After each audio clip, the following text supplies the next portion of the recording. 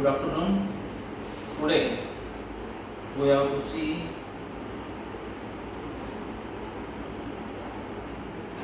preamble, fundamental rights and fundamental duties.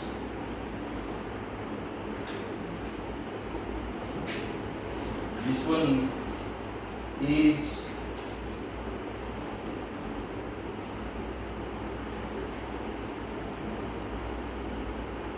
from the Constitution of India, which was adopted by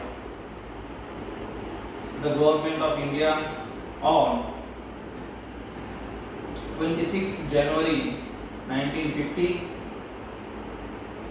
At the time of its adoption, it contained 395 articles and 8 schedules. The focus of the chapter, apart from the preamble, is on the rights and duties of an Indian citizen contained in Part 3 and Part 4 of the Constitution.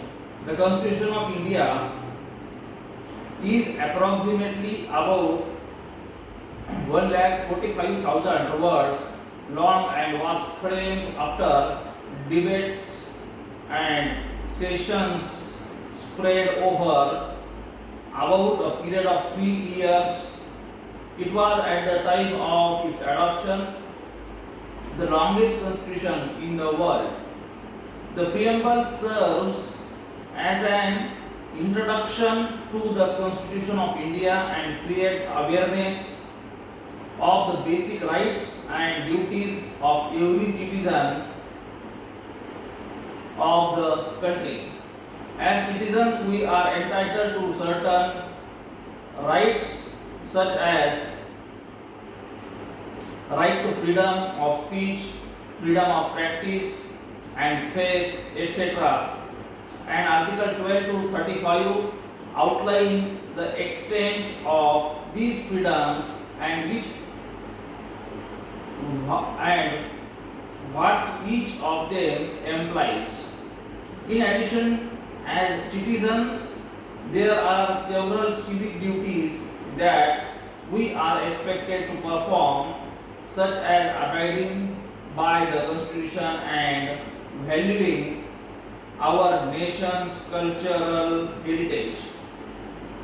Thus, in order for us to be better citizens, it is imperative that we be aware of our fundamental rights and civic duties.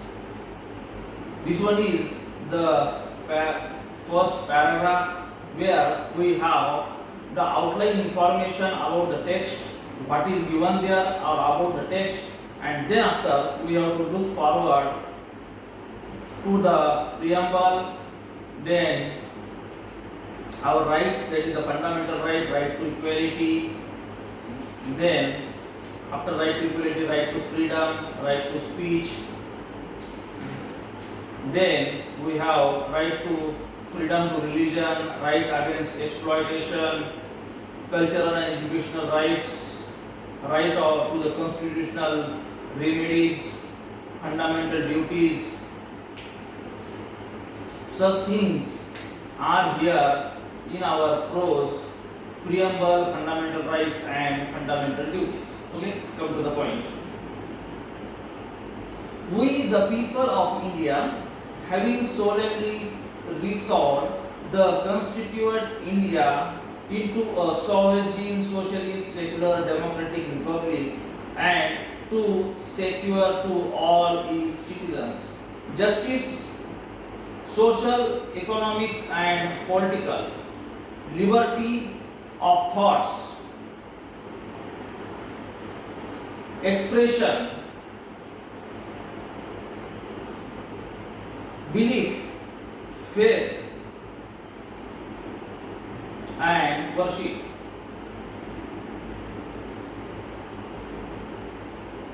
Equality of status, that of opportunity, and to promote among them the fraternity, assuring the dignity of the individual and the unity and integrity of the nation.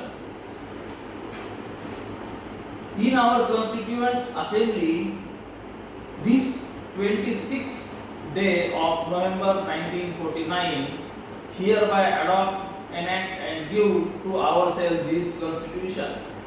Then, what are fundamental rights? Fundamental rights is related to citizenship, is related to general, then right to equality, such things are there in the fundamental rights. Citizenship. At the commencement of the Constitution, at the commencement of this Constitution, every person who has his domicile in the territory of India and who was born in the territory of India, or either or whose parents was born in the territory of India, who has been ordinarily resident in the territory of India for not less than 5 years, immediately preceding such commencement shall be a citizen of India. Who can become the citizen of India? A person can become or claim to be a citizen of India who was born in the territory of India, or whose parents was born in the territory of India, or who has been ordinarily resident in the territory of India for not less than 5 years, immediately preceding such commencement, he or she shall be a citizen of India. These are the general or the minimum requirements to be a citizen of India. Then, what is there in general? In this part, unless the context otherwise requires, the state includes the government and the parliament of India and the government and the legislature of each of the states and all local and other authorities within the territory of India or under the control of the government of India. Laws inconsistent with or in derogation of the fundamental rights, all the laws in force in the territory of India immediately before the commencement of this Constitution is so far as they are inconsistent with the provisions of this part shall to the extent of such inconsistency be void.